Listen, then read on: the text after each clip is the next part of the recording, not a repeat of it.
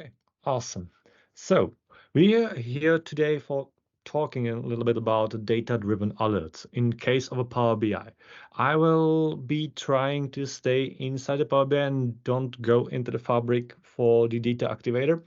But if we would have some time, we can definitely even jump into this topic. But I would like to introduce myself a bit. So my name is Štěpán Rešl, but please call me Steve. I think it would be much more easier. Why I have this strange name is because I'm from small country in the middle of Europe called Czech Republic. And if you would like to stay in touch, you can find here my Twitter and LinkedIn. So don't hesitate to use them, but you will be able to see the same screen at the end.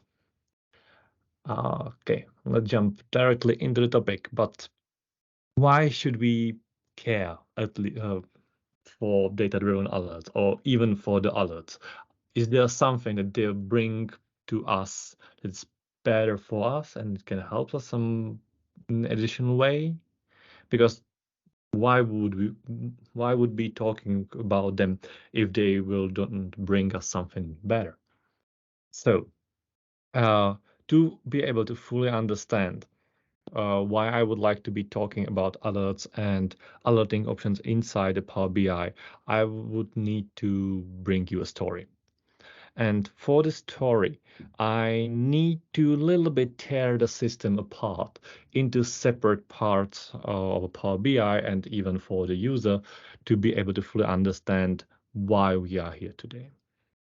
So on the complete beginning, we can imagine any system. It can be Dynamics, it can be a SQL Server, mostly I would say anywhere where our data are. And we know that we can just grab these data and drop them into the Power BI through the Power Query. It's the easiest way how to do it currently, so why not? Once our data are inside a Power BI service, they need to go through some capacity, and it doesn't matter if it's a shared capacity or the private one. The private one like a P1, P2 embedded capacity, or if it's a shared one like it's under the pro licenses or the free ones. Still, every workspace is in some kind of these capacities, and our data that are going there into these workspaces in these capacities are split into two parts. First part of these data goes to a storage account where they are stored and they are ready to be queried through our datasets. And second part of the data, most of the metadata itself, goes to a SQL Server where it's stored and it's ready for us to somehow use them or represent them inside the Power BI services. And we know that the story mostly ends in the reports. And the reports are asking for our data into the storage accounts. But this is the most of the end for a developer. But for the end user, it's completely different. From the user perspective, if user will come into the system and he will go for the report because he needs some answers that are stored inside, or it will be even in the apps, still, how much time would you expect that they will be there? It's not a huge percentage. Even the 5% that you are able to see there is extremely high number. And it's number that we've received from some tests that we've done with our customers. And still it was pretty sure because it was extremely larger person that we've expected. And these users mostly use for their work the teams. So it was somewhere between 20 and 50% where they were working their main job. So currently, most of us are trying to bring people into the reports where they need to spend extremely low or extremely short period of a time, besides bring reports and the answers close to them. And that's something where the alerts can somehow help us. But I will stay with a hat of an end user for a little bit longer, because if I look on that, especially from this or from their way, it will look like this. They know that they have a Teams where they most of the time, then they have some kind of reports. At least they can be embedded directly into the Teams, which is fine, but still it's not enough. And everything else for them is actually the black box. They don't need to know that there's something behind the report, or they know that there's something, but they don't need to understand what's behind of it. And even if we would do incredible job with our reports and every information will be transparent, very easily consumed, still for the user or for the end user, the most value will have the report itself only in that 2% or 5% of their time. The rest of it, okay, it's there, but it's not for them all the time, so why should they care? And we know that we should present the information in some proper ways. So if I would bring this large amount of a text to the user or to you, I'm not sure if you would go directly start reading that. For me, this is much better, especially when I need to be able to digest the information incredibly quickly. So still, we need to somehow filter all the information that we have for our end users and prepare them into the most easiest way for them to consume that. And because of this all, I have for you that one story. The story that is not story at all, because it's actually the truth and it happens and it still works. So I will start it as it is story time. So in my company, we've created something which we called Power BI cards. It's a very simple Power app, and this Power app has a backlog of different questions about the Power BI from different perspectives. Currently, it has about almost 700 questions on a Power BI topic. And every single week, this app went into the backlog, generate 15 random questions, and serve them to the users to be able to solve them and start learning from them. Because we want to make it a little bit more interesting for our employees and our users, we created a little report up on their results, and we've set little competition. The the first one after the quarter will receive some nice prize. And it worked. They start competing to each other.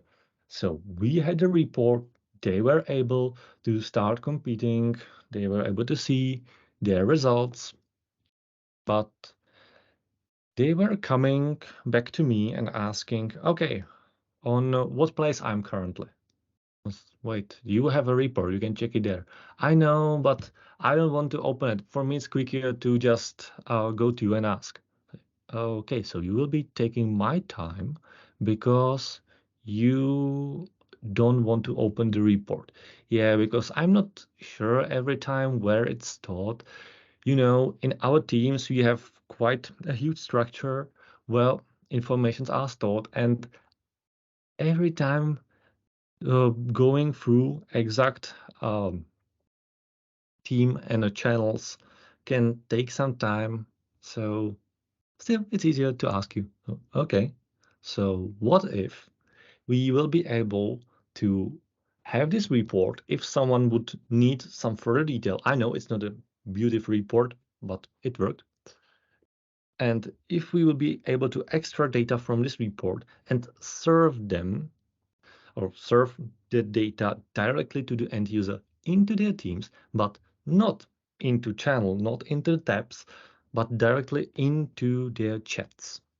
Because in that case, it can solve it much easier. It will be one place. And yeah, it actually worked and it's doable. This card is sent by Power Automate. And at the end of the day, it's nothing else than data-driven alert, because we've created alert for the end user in their teams, in their chat, where we pushed some kind of informations and data-driven based on our dataset. But great question will be how. Okay, so let's sum it up. How these components work together. At the beginning is the Power App. Power App is storing the response data into the storage account. From the storage account, it goes into the datasets, not directly currently, but okay, there's a data flow that there's a Power Query inside the dataset that is grabbing the data from the storage account and dropping it into storage account under its workspace. And upon this dataset, we have the report. But now the great question comes up, and that's how we can get it into the teams. And should it just look like basic card like the previous one, or it can look even better like something like this? And my answer is yes.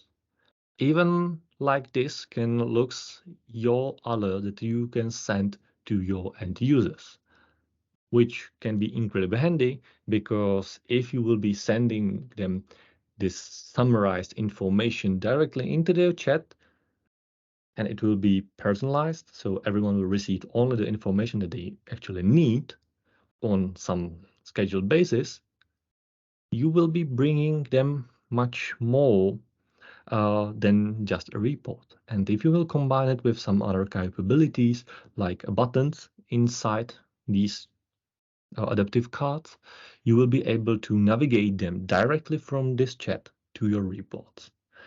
And then it will be actually finally utilized fully. So, doesn't that sound good?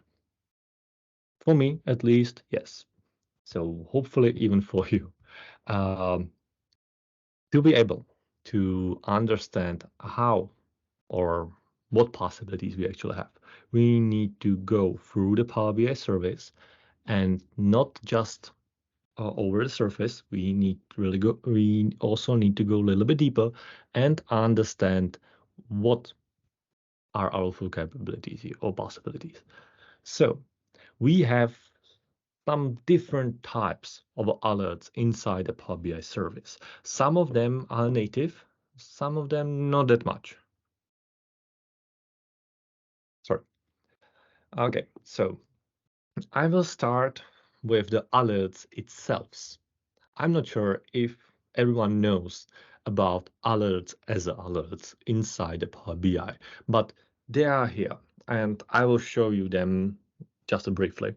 But yeah, inside the dashboards, we have something that's called alerts, and not much people are actually using that, because it can be combined with some other tools, but not that much. It's not really straightforward, and it doesn't have support for some better auditing. So not a lot of companies are actually using that. Next to that, we have the outages alerts. And these outages alerts are quite special, because to be able to receive them, you need to be part of security melt enabled group, and this group need to be assigned into one specific settings inside the Power BI admin settings. And only in that case, if Power BI service will have some kind of outages, you will receive a special email from Microsoft that something's happening. I was going through my mailbox for quite a long time to be able actually to find one of these. So don't worry, I will be showing to you how they looks like. Next to these alerts and outages, we have a subscriptions and a fail messages. they have a little bit in common, but just a little bit. And what they have in common is actually that it's sending the email. The subscription is something that I would say probably everyone knows. We know that we can set a subscription on a report, on a dashboard, and it will be sending us the email with a JPEG, with a PDF, with a link to the report every day, every hour, every week. It depends on how we will set it up. That's nice. But again, it's not much customizable. So still we are pretty reliable on what we will be receiving from Microsoft from its template under the hood. Then we have here the fail messages. Fail messages is a type of alert that receives only the content owner, or someone who was set up that he can actually receive that. So if refresh of our dataset will fall into the error, we will receive this email. And next to these options that are actually the native ones, we have one that I like the most. And I know a lot of people will not like to hear that, but it's the REST API. It's not alert in the full meaning, but we can use it to actually get a little bit more information that we can use and deliver directly to the user, and even without some special type of coding. So even in very easy ways, we can use the API of a Power BI and use it for our purposes. I will show it to you how to do that, so stay tuned. Okay. As I said, these are fully native and integrated, so anyone can start using them anytime. In case of alerts, alerts, you can use them only in a dashboard, as I said, and they can be generated only for visual card or visual KPI card. Only for them inside the dashboard, you can set up the alert and it can be activated, deactivated, and it will be sending you some kind of info if the value in a card or KPI card is above or under your setup threshold. The threshold needs to be set up manually, so that's not very nice actually.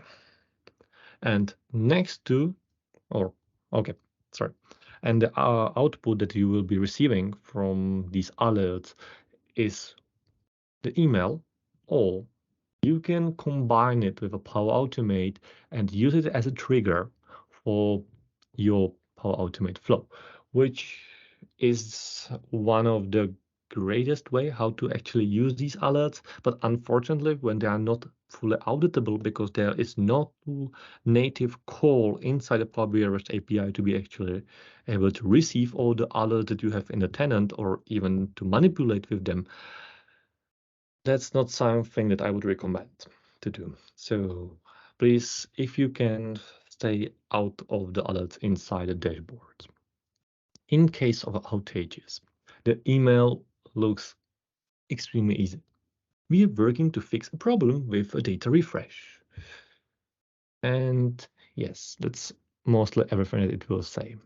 In this outages email, you have, of course, the link for Power BI support page where you can see what's actually not working, which is fine. But sometimes, even if you receive this email, it's already late because only if the service really falls down, you receive that. And sometimes there's delay even between hours. So still great to have at least some kind of indication that is happening. But the subscriptions are much more reliable, definitely, because how you will set up them, they will work, and they can be auditable, they can be manageable through the REST API, which is absolutely awesome because every time your admins can know who uses which type of subscriptions, if they are sent it just to the internal user or even to the external users, if you're sending or if your subscription is sending PDF files out of the organization, etc. Extremely handy. So for auditing purposes, subscriptions are much better. And of course, they support the row-level security natively. But if you set up subscription for Power BI dataset with a row-level security, you need to be aware of one thing. If you are setting it for more people, it will not generate a separate PDF or a separate image for everyone. It will create the PDF scan as the user who created the subscription, and the rest will receive the same PDF. So for that, it's a little bit unfortunate, but still it's pretty helpful, because to be able actually to create that PDF, it needs to warm up your data. So it will warm up them, store them into the cache as you, and in that case, you will be receiving your answers a little bit quicker, at least from a first opening in a day perspective, or after the refresh. But all what I said, alerts, outages, subscriptions, and even the mail messages have one in common, and it's that they are immutable. We're not able to change them properly to serve our issues and deliver much wider context. So because of that, we have here the REST API, and I think we should look on that a little bit deeper. So let's keep everything under control thanks to the REST API, because it can help us get all our data from our models anywhere we need to. Thanks to this API, we can also be sending our DEX queries against a Power BI datasets, which can be extremely handy, because we can just set up our DEX query, send it against the right dataset, it will return the answer, and what we will do next with these data is just up to us. Of course, it supports the row-level security, and it can be parameterizable, so you can impersonate mostly any user if you are the owner of the dataset. And at the end of the day, as I said, what we will do with the data that we will receive from the REST API is just up to us. I know for lots of people, REST API is some kind of bad word, and they are a little bit afraid of that. Don't be. I will show you how extremely easy, thanks to Power Automate or Logic apps, you can use it. So maybe just to sum it up, how it can help us, and not just in case of alerts, and still I'm talking about the Power BI REST API, it can help us with export data, testing data sets, and even optimize our agenda by the data that are actually stored inside the Power BI service. And still, I'm talking a little bit in general about the REST API itself, but there's one specific endpoint of this API which will help us the most in these purposes. It's execute query endpoint. This endpoint is precisely designed for us to be able to sending DAX queries against the datasets. There's extreme amount of another API calls or endpoint that we can do that can help us in many different ways. But I would like to stick with this one, because this one is what we actually need for our alerts the most. So would be great to know some kind of limitation that this endpoint has. So in case of limitations, first limitation is that on one call against this endpoint, we can receive up to 100,000 rows, or definitely there needs to be that or, because or 1 million values. If we would have 20 columns, we will not be able to receive 100,000 rows because we would hit another limit, which is the 1 million values. In that case, we will be able to ask only for 50,000 rows per call. So every time it's great to pre-calculate how many columns you're actually asking for and how many rows in your table you're expecting. There are ways how to actually go over these limits, especially because of function top and skip.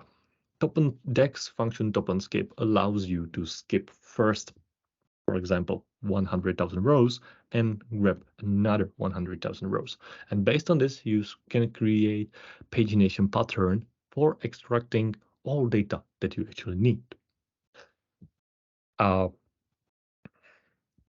Another limitation in case of this endpoint is that in your DEX query that you will be sending, you can ask only for one table.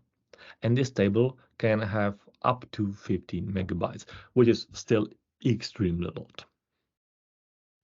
And these limitations are just per call. So if I will call for 100,000 rows and directly after that for another 100,000 rows, it's fine.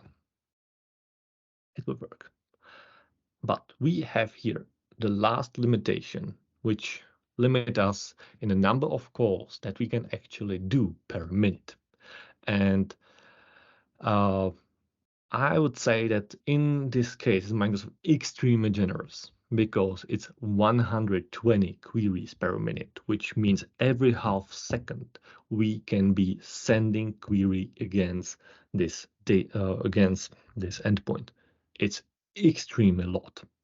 So I would say this endpoint, if we know which rules we should follow, can give us all answers that we need. And if we know how, we can bypass these limitations by pre-calculating number of columns, scoping amount of the row that we are asking for, and by multiple asking for data, we can create pagination and receive all of them. And I'm very sorry. Okay. So I would still say there are limitations, but they are not very strict and they are extremely benevolent. So is there something else that we need to know before we will start creating our DAX queries against our dataset? Yes, actually. There's something that needs to be set up in tenant settings. And I'm saying that because if you would like to use that and it will be turned off, would be great for you to know what to ask for your admins. So inside the tenant settings, there's setup called dataset execute queries REST API. It's the one on the left. This one allows you or everyone in the organization or a specific security groups be able to use this one endpoint. Without this setup, you're not able to use that. If you would like to be calling that not as a user, but through a service principal, so more programmatically, you need to also have a support for the service principals to use Power BI APIs. Is the one on the right. But I will not be staying there for quite a long time because I've said something that I'm able to ask for the result as a user or the service principal. What does it mean?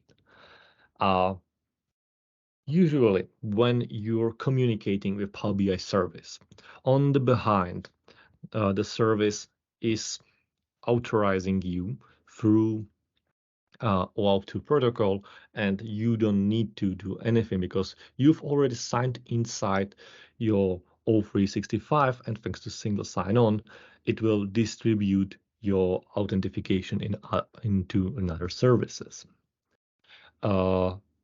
In case of apps and service principals, they need to have precisely scoped what they can do with which app and if they should be able to use any app.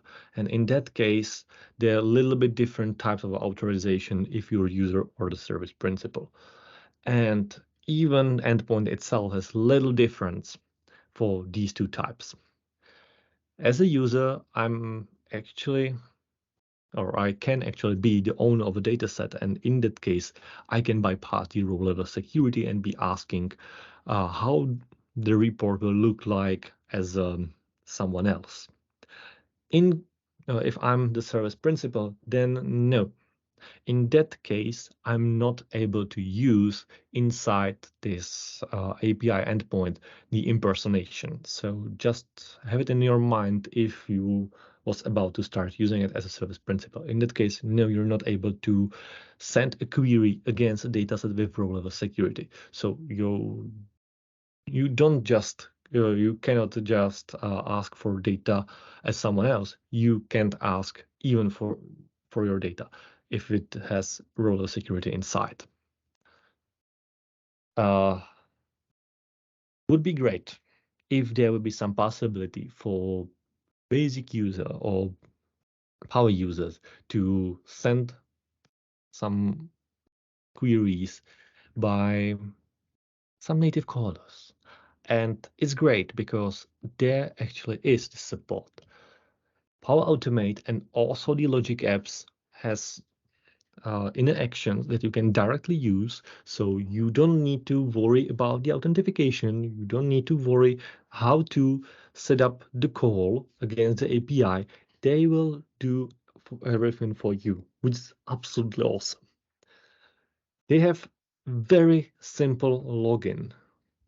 You will just go grab the action from a Power BI part and you will sign in like normally, like you do, and there's nothing else needed. For you who likes more the code, on the background will be generated this type or this part of a JSON. But for a normal user, they don't matter, or even for a power user, they don't matter what's generated on the background. So it's completely fine. And you can select two different type of a caller against this API.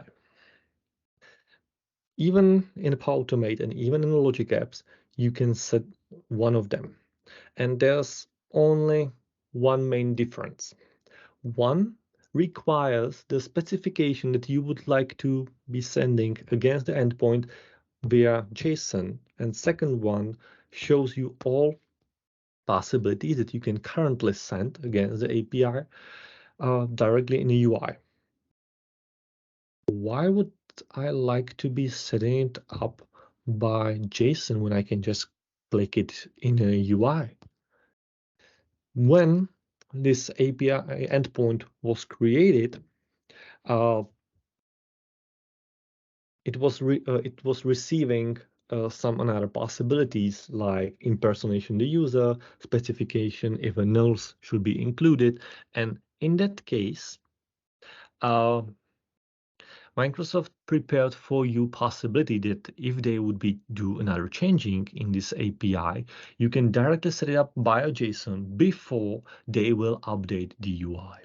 So we can look on these two actions from perspective that the JSON query is actually for you to test some different calls that maybe should not be even supportable currently. And the run a query should be the stable type of a queries that you can directly use with all the setups. And you know that after some preview circles, it will get into the run a query against dataset also. But you will maybe need to wait for some possibilities for quite time. And the second one is the one that we should matter the most because it's the one is most easier for us and we should look on how we can use that. It's extremely easy because you can select your workspace you can select your data set and define any possible DAX query that you would like to. Just by writing it here into the query text, or you can define it inside the DAX Studio and then push it here. And as I said, if we are users and we have the right permission on the dataset, so we're owning that. So row level security is we're bypassing the row level security. We can use the impersonation of the users, which is something that can be very handy if we have dataset with row level security and we would like to be receiving the data how someone sees them and then be able to deliver these data directly to them into their chat, emails, etc. This is the way.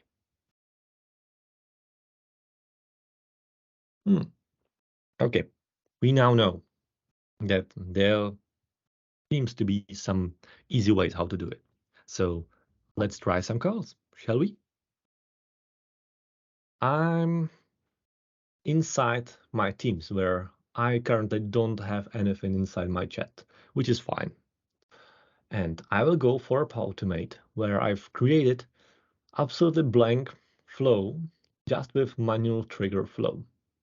I will hit that I would like to have a next step and I would like to find a Power BI. Inside the Power BI blade, I can find my action that I actually would like to use. Here they are, both of them. Run a query against a dataset or the JSON query and the query itself. So I will use the run query against a dataset. I will go for my workspaces. So data weekender. Now I can choose from a datasets that are stored inside this workspace. And I can drop here my query text. And actually, it can be absolutely any possible query. You can even do your math questions up on the dataset. So yes, Power BI dataset can be your calculator.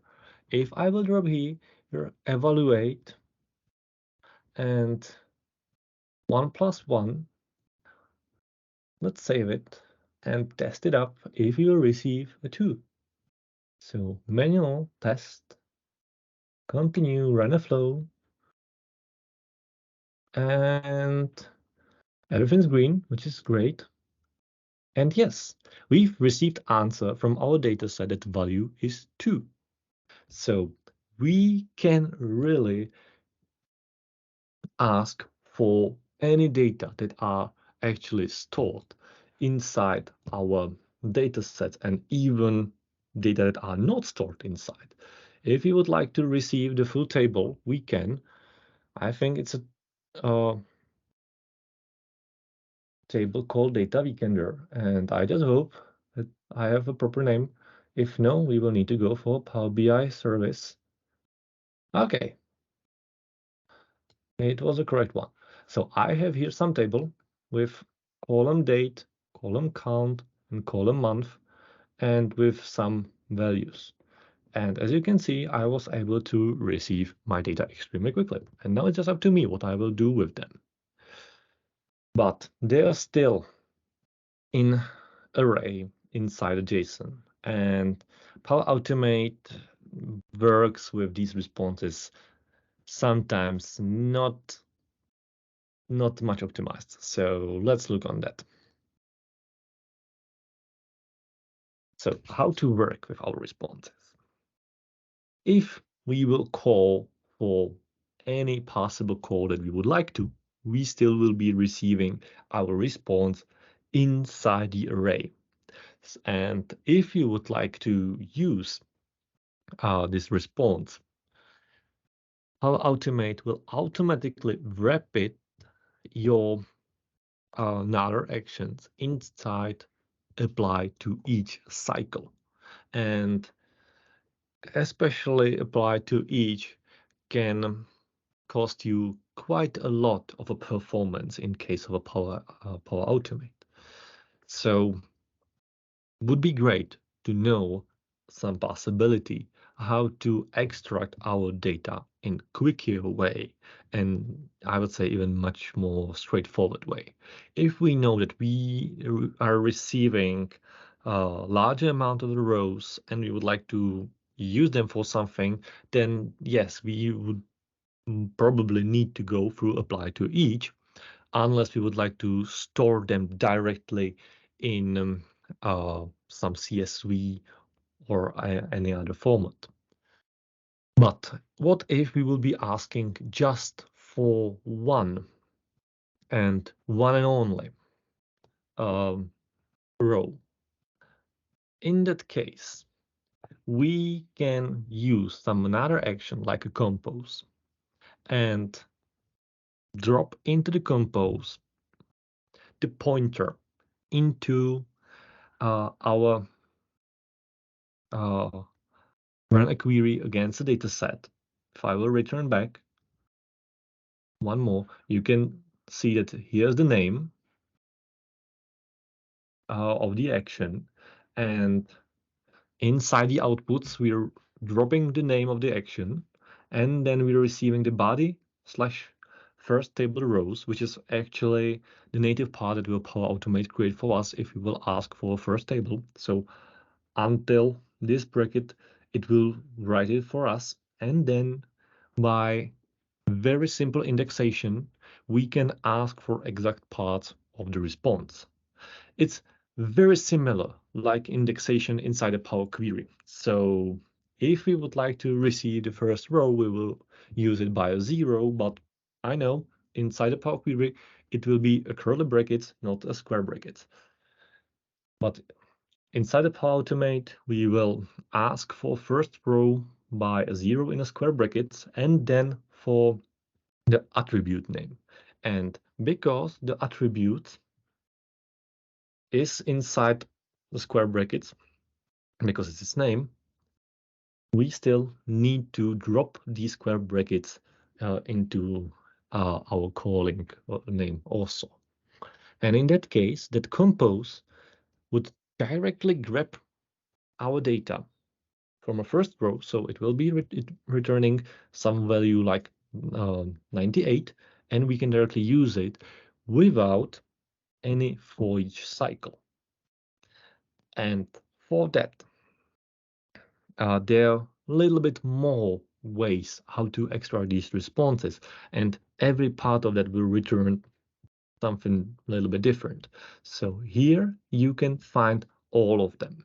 If I would like to receive the full response of the API, not just the first rows or first table that we're receiving, I know it's a little bit strange that I've said to you that in limitations, we can receive up to one table, but inside the response from this endpoint, we're receiving tables and then our table. So it seems like it's supposed to be returning more tables, but we are still limited to just ask for one. So the first one will return all full the response. Second one, first table, and the third one will already receive from the first tables, first row, and the last one is extracting expected value. Whoa. I know it looks like a lot, but actually after few tries, you will find it out how to do that, and then it's much easier. And sometimes when you would be starting calling your DEX queries against a data set, there will be some things that they will not look straightforward. And it's if you look on this image, you can see it. We have here some kind of portfolios, and it's portfolio, square brackets, project overall status, and the last attribute is actually at link without the portfolio. Why is that? It's because these parts, like a portfolio, project overall status, is actually the name of a table and its column. So every time if we call for data like evaluate table or evaluate summarize table and its columns, it will be returning the context that is already stored inside the data set, and it will be just returning that. In that case, it's returning full names, so table, even the column. If we will ask, or if we will generate our columns by our query, we will receive just name of a columns. And this works even for select columns. If we would go for select columns and we will name it in the same way, our columns, still it will work. So we will be able to receive only the column name, which can help us then in getting rid of parts of names in these attributes that we actually don't want. And of course, if you would use add columns and we will create a new column, in that case, we will also receive just a column, not a table name. And if I will now go back to the full story, we know that, okay, we were able to grab data from the Power Apps to a storage account, to a data set, to a report, and now we are able to send a DEX query. But what next? How to get it into the Teams chat? And for that, we need to go back to the Power Automate, and I will hit the edit, and I will do another step in a parallel branch. Why in a parallel? Because still I would like to have our previous call against the data set. So it will be a query against completely the same one. So data weekender. And now we can set any call that we would like to. So we know that we were able to call here for data weekender. So what about to grab how many rows we actually have? So evaluate, count rows, and I will just reuse that.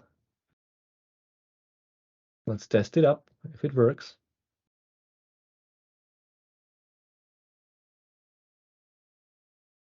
And if yes, we have a number 12, so which is nice. Now we need to send it to the teams. And Power Automate has a lot of possibilities that can help us with that. So I will go for Teams for now and for a post. And I can use post message in a chat or channel. So I will use the post message in a chat. And I will be sending that as a flowbot.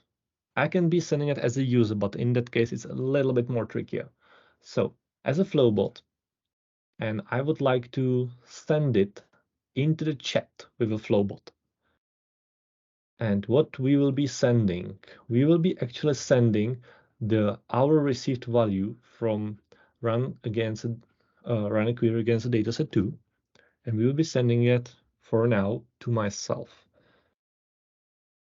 So this can be parameterized. So now I'm sending it directly to me, but if I would be receiving from previous query email addresses of another people, I can be sending it directly to them. And now I need to drop our message here. So, hey, we have 500 rows in our table data weekend. And here we will need to drop actually the received value. So I would go for the expression, but even in expression and even in a dynamic content, we are not able to see anything from run query against datasets. So still, I need to go for a compose and extract our data. So now you can see that compose is actually capable to see into the previous step and use the data that are, or even the parameters that are inside. In that case, I will use just one function because I need to be able to receive full code of our outputs. So we have the outputs, and now it will be the square bracket 0 because it will be first row, and in another pair of square brackets, it will be its name and its a value. And this compose can be dropped into our Teams chat. So let's test it up. If everything will goes as it should, we should receive a new message from Power Automate inside our Teams. Oh, hey, it worked. So we have 12 rows in our table data weekender. We were able to extract data from Power BI dataset and drop it into the Teams chat, which is awesome. People are here in the Teams, so why not to directly bring the data closer to them? And if you would like to make it a little bit more interesting, a little bit more understandable for users, we can use some another additions. Sorry, like the adaptive cards. Adaptive cards is something that it has been created to have one way how to distribute our content across different applications. It doesn't matter if it's a Teams, Skype, email, Outlook, if it's a Windows notification, much more. You can see that there actually supports quite a lot of parts. And these adaptive cards are very easy to design. You can even go here on adaptivecards.io to the samples, find the sample that you would like to use, and just try it on yourself. You will receive very easy JSON where you can that you can even make much more better just by simple drag it, clicky, drag it, drop it. So you can expand it as much as you would like to. And then you can just use this JSON that is generated under it and use it in your Power Automate. I already have here one prepared. It's very simple card. It needs to be set up for Microsoft Teams for us to be able to see how it will looks like. And we need to check if we are using a proper version, because currently Microsoft Teams doesn't support adaptive cards 1.5, only 1.4. So I can grab it like it is, and as you can see, I have here even some kind of buttons that can send me to a proper destination that I would like to, and I have here some strange body, which seems like it should be an image, and it should be the SVG declaration. And yes, if you are using SVGs generated by DEX inside your Power BI datasets, you can be asking for them through the Power Automate and delivering them to your teams. And for that, I will need the name of the function that is actually inside the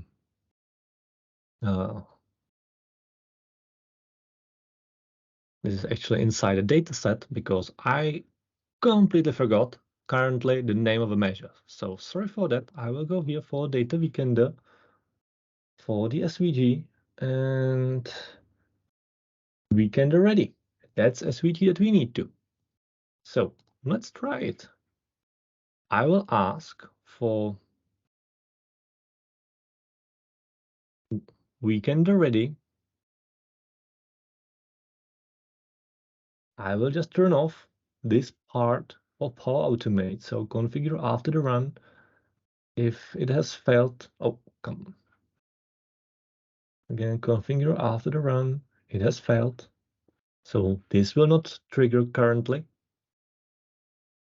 And for this part, I will go for a compose again because I will need to extract my results.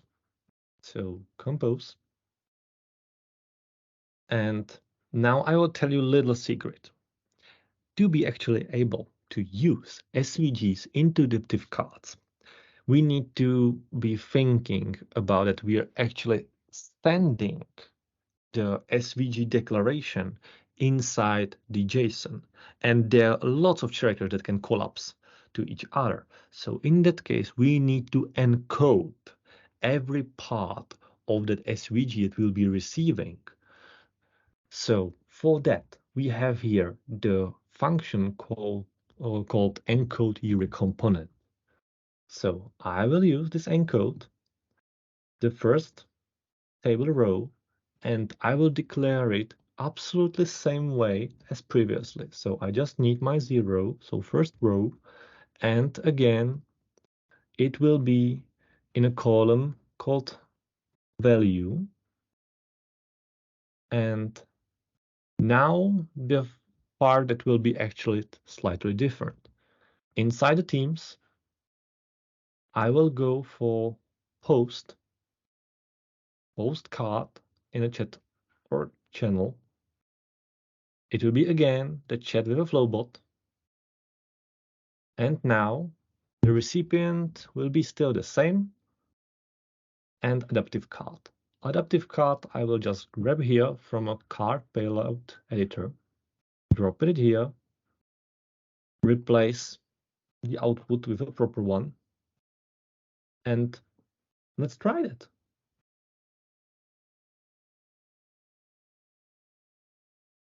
Connecting, run a flow, and we just received something to our teams.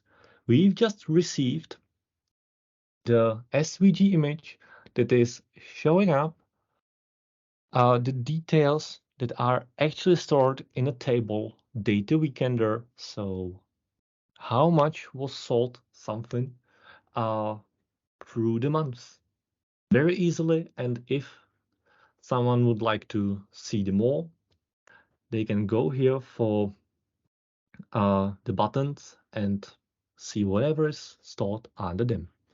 So thanks to this option to be able to sending the adaptive cards to the end users, our story is finally fulfilled. So thank you so much for your attention. For now, it's everything from me. And if you have any questions, I'm here for you.